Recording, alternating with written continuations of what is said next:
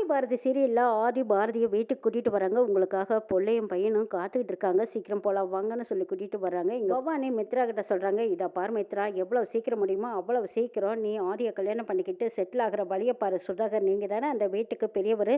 மித்ராவுக்கு கூட பிறந்த அண்ணன். நீங்க தான் பொறுப்பா எடுத்து சீக்கிரமா இந்த கல்யாணத்தை நடத்தி முடிக்கணும். அப்பதான் நாங்க நினைச்சதெல்லாம் சீக்கிரமா நடத்த முடியும். எக்காரணத்தை கொண்டு இந்த விஷயத்துல நம்ம தலையிட்டு இருக்கோங்கிற விஷயம் ஆதிக்கு தெரிஞ்சிடக்கூடாது. முக்கியமா நாங்க இருக்கிற விஷயம் தெரிஞ்சிடக்கூடாதுங்கிறாங்க பவானி. இதையெல்லாம் கேட்டுட்டு இருந்த மித்ராவும் சுதாகரும், மேடம் எந்த காலத்துலயும் உங்க பேர் வெளியே வராம நாங்க பார்த்துக்கிறோம். எல்லாம் கரெக்டா நாங்க அந்த நேரத்துக்கு கச்சிதமா முடிச்சு காட்டுறோங்கிறாங்க. சரி சரி, இப்ப நடந்த விஷயத்தை எதையும் காட்டிக்காதீங்க. சீக்கிரமா நீங்க இந்த பத்தி சீக்கிரம் ஒரு முடிவுக்கு வரணுங்கிறாங்க பவானி. கண்டிப்பா மேடம். ஆதிக்கு எந்த சந்தேகம் வராம சீக்கிரமா மித்ராவுக்கும் ஆதிக்கும் கல்யாணத்தை நடத்தி வைக்கிற வழியை பார்க்குறேங்கிறாங்க சுதாகர். ஆதி பாரதியை வீட்டுக்கு கூட்டிட்டு வராங்க. குழந்தைங்க ரெண்டு பேரும் அம்மாவை பார்த்ததும், "அம்மா இவ்வளவு நேரமா எங்கம்மா போயிட்டீங்க? நாங்கள் ஸ்கூல்லேருந்து வந்து ரொம்ப நேரம் ஆச்சு. உங்களை காணானதும் பதறி போயிட்டோங்கிறாங்க." "நான் கோயிலுக்கு போய் பூஜை இருந்துச்சுமா, அதை முடிச்சுட்டு வரதுக்கு இவ்வளவு நேரம் ஆச்சுன்னு பாரதி போய் சொல்கிறாங்க. சரி, நெத்தியில் என்ன காயோன்னு கேட்குறா பாப்பா. அதை கேட்டதும் அப்போ தலையில் கை வச்சு பார்த்த பாரதி சொல்கிறாங்க, "அதுவா, கோயிலில் உட்காந்துருக்கும் போது அப்படி எழுந்திருச்சேன்னா அது ஒன்று செவத்துல இடிச்சிட்டேன். அது சின்ன காயம் ஆயிப்போச்சு. அதான் பேண்டேஜ் ஒட்டியிருக்கேன். அது ஒன்றும் பிரச்சனை இல்லைங்கிறாங்க பாரதி. மித்ரா சுதாகர் ரெண்டு பேரும் அப்போ தான் வர்றாங்க. அவங்கள பார்த்ததும் ஆதி, "ஆமா நீங்கள் ரெண்டு பேரும் எங்கே போயிட்டு வரீங்கன்னு கேட்குறாங்க." அப்போ சுதாகர் பதில் சொல்கிறாரு, "அதுவா, எங்கள் ஃப்ரெண்டு ஒருத்தன் ஃபாரின்லேருந்து வந்திருக்கான். பார்த்துட்டு வரக்கு லேட் ஆயிடுச்சுங்கிறாங்க." அப்போ மித்ரா கேட்குறாங்க, "என்ன ஆதி, எப்போவுமே என்கிட்ட எல்லாம் எதுவுமே கேட்க மாட்டீங்க. நான் எவ்வளவு நேரம் ஆகி வந்தால் கூட அப்போ நீங்கள் பார்த்துட்டு எதுவும் பேச மாட்டீங்க. இப்போ என்னடானா சந்தேகப்பட்டு கேட்குற மாதிரி இருக்குதுங்கிறாங்க மித்ரா.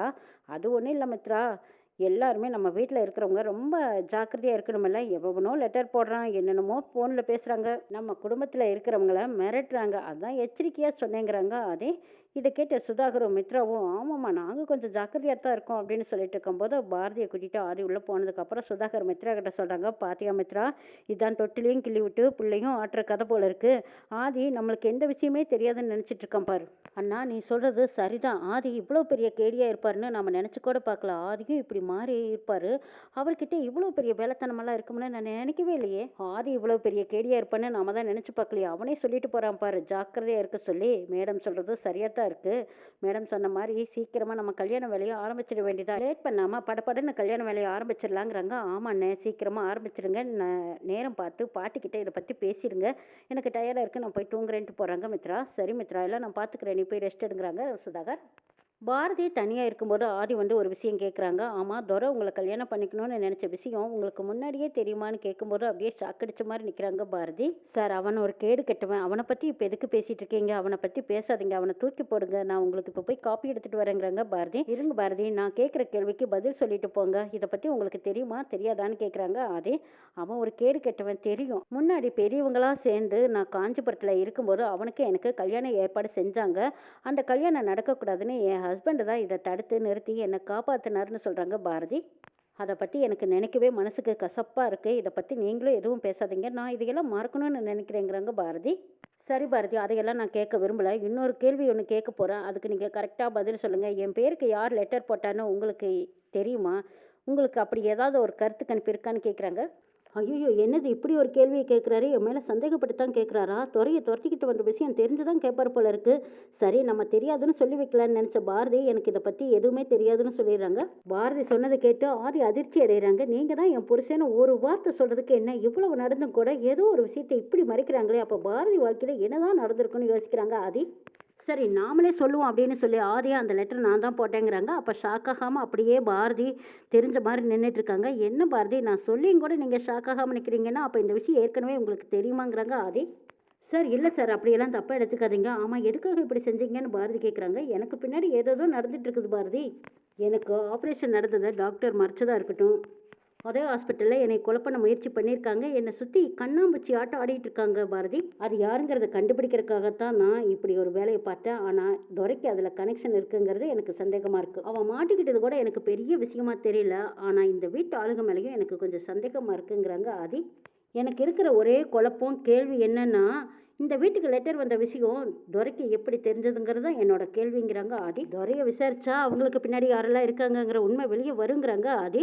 ஆனாலும் அவன் சொல்ல மாட்டான். மித்ரா, சுதாகர் அவங்களுக்கு பின்னாடி வேறு யாரோ இருக்காங்கன்னு சந்தேகப்படுறாங்க பாரதி. என்ன பாரதி, ஏதாவது உங்களுக்கு ஏதாவது சந்தேகமா இருக்காங்கிறாங்க. என்ன பாரதி, நான் பேசிட்டே இருக்கேன், நீங்க பாட்டுக்கு பேசாம ஏதோ ஒரு யோசனையிலேயே இருக்கீங்கிறாங்க. இல்ல சார், நீங்க சொன்னது தான் நான் யோசிக்கிறேங்கிறாங்க பாரதி. யார் இருந்தாலும் சரி நான் கண்டுபிடிக்காம விட மாட்டேங்கிறாங்க ஆதி. ஆமா சார், நம்ம நேர்மையா இருந்தா கடவுள் நிச்சயமா நம்மளை கைவிட மாட்டாரு. அது யாருங்கிறதையும் கண்டுபிடிச்சிடலாங்கிறாங்க பாரதி.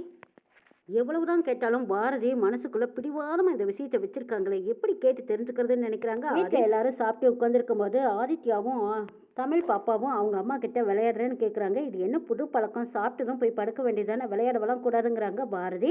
பாரதி, நாளைக்கு ஸ்கூல் லீவு தானே, குழந்தைங்க விளையாடிட்டு போகட்டுங்கிறாங்க பாட்டி. இங்க மித்ரா, நந்தினி 2 பேரும் பார்த்துட்டு இந்த குழந்தைங்கள பார்த்தாவே எனக்கு எரிச்சலா இருக்கு. நந்தினி, இனி கொஞ்சம் அமைதியா இரு, சரியான நேரம் பார்த்து பார்த்துக்கலாங்கிறாங்க. ஆதித்யாவும் தமிழும் அம்மா படத்தோட பேர் கண்டுபிடிக்கிற விளையாட்டு விளையாடலாம், இங்கேயே உட்காந்துக்கிட்டு தானம்மா விளையாடுறோம், நீங்க வாங்கன்னு கூப்பிடுறாங்க. பாரதி, என்னால முடியாது, நான் வரல, நீங்க எல்லாரும் விளையாடுங்கிறாங்க. ஆதியை கூப்பிடுறாங்க. ஆதி வரேன்னு சொல்றாரு. பாட்டியை நீங்களும் கலந்துக்கோங்கன்னு சொல்லும்போது பாட்டியும் சரிடா கண்ணுங்களா, நீங்கள் விளையாடுறது தானே எனக்கு சந்தோஷம், நானும் கலந்துக்கிறேங்கிறாங்க. மித்ரா நந்தினி கிட்ட சொல்றாங்க, இங்க பாரு, பாரதியும் ஆதியும் தனியா விட்டுட்டு போறது சரியா இருக்காது, இந்த விளையாட்டுல நம்மளும் கலந்துக்கலாம் நந்தினின்னு கேட்கும்போது நந்தினி சரிங்கிறாங்க. அப்ப மித்ரா ஆதி கிட்ட சொல்றாங்க, ஆதி இந்த விளையாட்டுல நாங்களும் ஜாயின் பண்ணிக்கிறோங்கிறாங்க. சரி கலந்துக்கோங்கிறாங்க ஆதி. இந்த விளையாட்டு இதுக்கு முன்னாடி நான் விளையாடுறது இல்லை, விளையாட்டு எப்படின்னு கேட்குறாங்க ஆதி. படத்தோட பேர் சொல்லணும், அது சைகையில் சொல்லணுங்கிறான் ஆதித்யா. இதை கேட்டதும் ஆதி, ஆஹா இது ரொம்ப நல்ல விளையாட்டா இருக்குங்கிறாங்க. சரி பாரதி, முதல்ல நீங்களே ஆரம்பிங்கிறாங்க. அது என்ன எப்போ பார்த்தாலும் பாரதியவே ஆரம்பிக்க சொல்றது, அதெல்லாம் முடியாது, குழுக்கள் முறையில் நம்ம தான் எடுத்து அதை யாருன்னு கண்டுபிடிக்கணுங்கிறாங்க. அப்போ சரி குழுக்கள் போட அப்படின்னு சொன்னால் இங்கே நந்தினி தான் எடுத்து காட்டுறாங்க. நந்தினி அதை படித்து பார்த்துட்டு, ஐயே என்னது முதல் ரவுண்டே நம்மளுக்கு சொதப்பலாக இருக்குது, இதில் நான் கலந்துக்கல அப்படின்னு சொல்லிடுறாங்க. அப்படின்னா உங்களுக்கு ஒரு பெனால்ட்டி இருக்குது அப்படின்னு தமிழ் பாப்பா சொல்கிறா. பெனால்ட்டின்னா என்னன்னு கேட்டால் 10 தோப்புக்கரணம் போடணுங்கிறா பாப்பா. என்ன நந்தினி, நீங்கள் 10 தோப்புக்கரணம் போடுறீங்களா இல்லை விளையாட்டில் கலந்துக்கிறீங்களாங்கிறாங்க. ஐயோ வர்றேன்னு சொன்னது தப்பாக போச்சு. சரி நான் தோப்புக்கரணமெல்லாம் போட தயாராக இல்லை, நான் விளையாட்டுலேயே கலந்துக்கிறேன், ஆனால் இது எப்படி பண்ணுறதுன்னு ஒன்றும் புரியலையே அப்படின்னு நந்தினி முழிக்கிறாங்க. சரி, இப்படி போனாலும் பெனால்ட்டியோ அப்படி போனாலும் பெனால்ட்டியா, சரி இதில் போய் நாம ஏன் சிக்கணும், ஏதோ நமக்கு தெரிஞ்ச விளையாட்டை விளையாடி வைக்கலான்னு நினச்ச நந்தினி ஏதோ சைகை பண்ணுறாங்க. இதை புரிஞ்சுக்கிட்ட ஆதி, என்ன குரங்கு பொம்மையான்னு கேட்குறாங்க. அதுதான் அப்படின்னு சொல்லி சமாளிச்சிடுறாங்க. இந்த பக்கம் அடுத்தது பாரதி, நீங்கள் கேம் விளையாடுங்கன்னு சொல்லும்போது அப்போ மித்ரா வேண்டவே வேண்டாங்கிறாங்க. அப்போ மனசுக்குள்ள நினைக்கிறாங்க, பாரதி விளையாட்டில் நான் கலந்துக்கிறதே பிடிக்காத மித்ரா என்னை எப்படி விளையாட சொல்லுவான்னு நினைக்கிறாங்க. அப்போ ஆதி கேட்குறாங்க, உனக்கு என்ன பிரச்சனை மித்ரா, பாரதி இந்த விளையாட்டில் கலந்துக்கிறதுனால உனக்கு ஏதாவது பிரச்சனை இருக்காங்கிறாங்க. அதெல்லாம் ஒன்றும் இல்லை அப்படிங்கிற மாதிரி மித்ரா சமாளிச்சுட்டு இருக்கும்போது அப்போ பாரதி சொல்கிறாங்க, எனக்கு இந்த விளையாட்டில் இஷ்டமே இல்லை தான், நீங்கள் எல்லாரும் கூப்பிட்டீங்கன்னு தான் நானும் கலந்துக்கிட்டேங்கிறாங்க. சரி இஷ்டம் இல்லைன்னா விட்டுருங்க பாரதிங்கிறாங்க ஆதி. சரி அடுத்தது நானே விளையாடுறேன் அப்படின்னு சொல்லிட்டு ஆதி சீட் கேட்குறாங்க. அப்போ தமிழும் ஆதித்யாவும் அவங்களுக்குள்ள ஒரு சீட்டை மறைச்சு வச்சிருந்து அந்த கண்ணாடி பெட்டிக்குள்ள இருக்கிற சீட்டை எடுத்து கொடுக்குற மாதிரி எடுத்து ஆதி கையில் கொடுக்குறாங்க. சீட்டை படிச்சு பார்த்து ஆதி அமைதியாக இருக்காங்க. என்னப்பா சீட்டை படிச்சு பார்த்துட்டு அமைதியாகவே இருக்கீங்க, அதில் என்னதான் வந்திருக்குன்னு கேட்கும்போது ஆதி பாரதியை கை காட்டுறாங்க. அப்போ பாட்டி கேட்குறாங்க, என்னப்பா ஆதி விளையாட சொல்லி பார்த்தா நீ என்னடானா பாரதியை கை காட்டுற, பாரதி வேணுமான்னு கேட்குறாங்க பாட்டி. ஐயோ பாட்டி, என்ன இப்படி படக்குன்னு கேட்டுப்பட்டீங்க, ஏன் பாட்டி இப்படியெல்லாம் பேசுறீங்க, நீங்க கேட்ட கேள்வி எனக்கு வெக்கமா இருக்குன்னு பாரதி வெக்கப்படுறாங்க. ஏன் பாட்டி, என்னது விளையாட்டில் போய் பாரதி வேணுமான்னு கேட்டுட்டு இருக்கீங்க, அது என்னதான் வந்திருக்குன்னு நம்ம கண்டுபிடிக்கலாம், கொஞ்சம் பேசாமல் அமைதியாக இருங்கன்னு மித்ரா அப்படியே சீறி போயிடுறாங்க. போடி, ஆதியும் பாரதியும் சேர்த்து வச்சு பேசாவே உனக்கு அப்படியே அடிவயிறெல்லாம் எரிஞ்சுக்கு வந்திருக்கிறவ, இப்போ சும்மா விட்டுருவியா அப்படிங்கிற மாதிரி பாட்டி மித்ராவை பார்க்குறாங்க.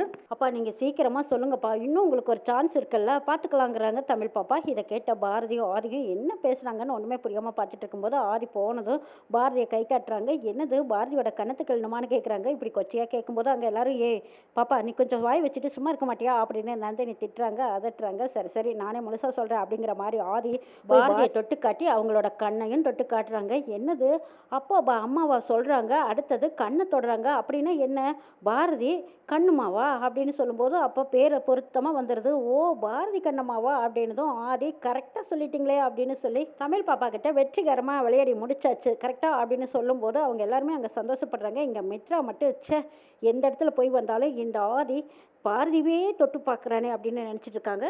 பாரதி இப்படி பின்னாடி 2 எட்டி வைக்கும்போது அவங்க விழ போகிறாங்க. அந்த நேரம் கரெக்டாக ஆதி அவங்கள தாங்கி பிடிக்கிறாங்க. அங்கே இருக்கிற எல்லாரும் சில பேர் சந்தோஷமாக சிரிக்கிறாங்க. இந்த பக்கம் நந்தினியும் மித்ராவும் மட்டும் பாரதியை வேண்டா வெறுப்பாக பார்க்குறாங்க. இவளுக்கு இங்கே என்ன வேலை, இவதான் விளையாடலேன்னு சொல்லிட்டல்ல, ஆதி பக்கத்துலேயே நிற்கணுமா என்ன, இப்படியே உறைஞ்சிக்கிட்டு ஒட்டிக்கிட்டு நிற்கிறாளே, இதை பார்க்குறதுக்கு கஷ்டமாக இருக்குதுன்ட்டு அப்படியே மித்ரா முகத்தை சுழிச்சிக்கிட்டு உட்காந்துருக்காங்க. ஆதி அவங்க பார்க்கிட்டனே வேணும்னே ரொமான்ஸ் பண்ணிக்கிட்டு இருக்காங்க. இன்னும் என்னெல்லாம் நடக்க போதுங்கிறதையும் நாளை எபிசோடில் பார்க்கலாம்.